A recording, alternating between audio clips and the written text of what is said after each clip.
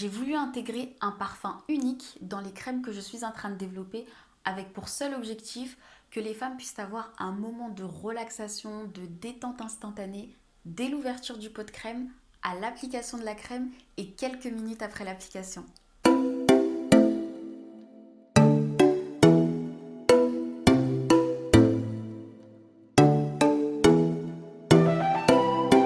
Bonjour, moi c'est Asita et sur cette chaîne je vous parle de Quida, la marque de cosmétiques que je suis en train de développer. Alors, en parallèle du travail que je fais avec le laboratoire, j'ai aussi voulu intégrer une senteur dans mes crèmes parce que Quida est unique et exclusif. Je ne sais pas ce que vous en pensez, mais on dit souvent que la peau c'est le reflet de notre bien-être intérieur. Partant de cette information, je me suis dit quel sens je pourrais utiliser pour pouvoir apporter un bien-être intérieur dans mes cosmétiques. C'était soit la bouche, soit l'odorat. J'ai choisi l'odorat parce qu'il a la capacité d'influencer sur nos émotions. Et même quand j'ai fait tous ces articles sur les rituels ancestraux d'Afrique, je me suis aperçue que les femmes, elles ajoutent souvent des parfums pour agrémenter leurs soins. Donc j'ai fait appel à un parfumeur pour développer cette senteur avec pour base l'un des ingrédients stars de la marque qui, à mon sens, est complètement représentatif du continent africain. Qu'on soit au nord, à l'ouest, à l'est ou dans le sud, les femmes, elles ont l'habitude d'utiliser cet ingrédient sous différentes formes. Ça peut être dans la spiritualité, en parfum de distinction sociale, pour la séduction et même dans leur routine beauté-bien-être. C'est un ingrédient qui est rare et précieux puisqu'il pousse majoritairement en Afrique et sa production, elle n'est que de quelques kilos. Scientifiquement parlant, il a des vertus apaisantes et relaxantes. On l'utilise même dans l'aromathérapie, la médecine par l'olfaction. Mais ce que très peu de personnes savent, c'est qu'il a aussi des vertus sur la peau et le corps.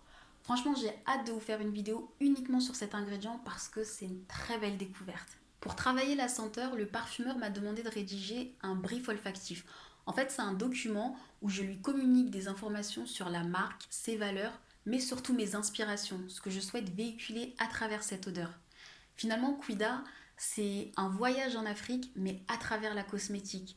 C'est une évasion à la fois chaleureuse et vivifiante. À partir de cette information, je lui ai communiqué plusieurs éléments, beaucoup d'images de lieux paradisiaques qu'on retrouve sur le continent, avec les belles plages du Sénégal, de la Tanzanie, de Madagascar, des Comores, les déserts, celui du Sahara, de la Namibie, le côté chaud et sec avec la terre craquelée qu'on retrouve au Tchad, les paysages verts avec les forêts du Congo et toute cette multitude de couleurs chaleureuses qu'on retrouve sur le continent. Je lui ai aussi écrit des mots-clés en rapport avec Quida.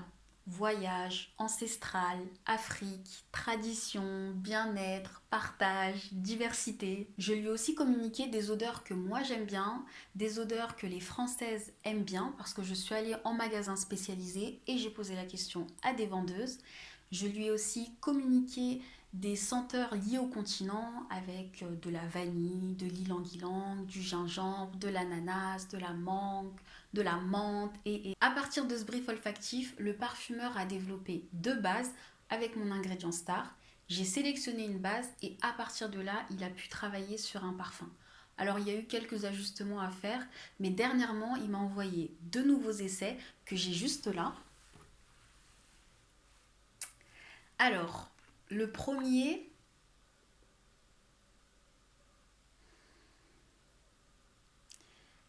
il est doux et confortable, je dirais. Ouais. Et le deuxième,